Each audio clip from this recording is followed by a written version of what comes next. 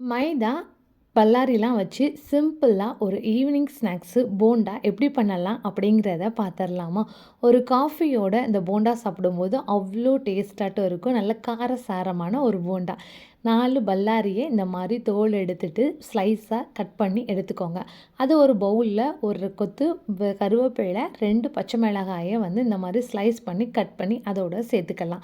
இப்ப தேவையான அளவு உப்பு சேர்த்து கைகளால நல்லா பெசஞ்சு, பல்லாரி நல்லா ஒத்த ஒத்தையா பிரிஞ்சு வர அளவுக்கு பெசஞ்சு விட்டுக்கோங்க.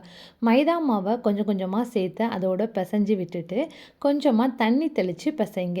இப்போ வந்து 1 1/2 டீஸ்பூன் அளவுக்கு அரிசி மாவு, ஒரு 2 டீஸ்பூன் அளவுக்கு கடலை மாவும் சேர்த்து அதோட சேர்த்து பெசஞ்சுக்கோங்க.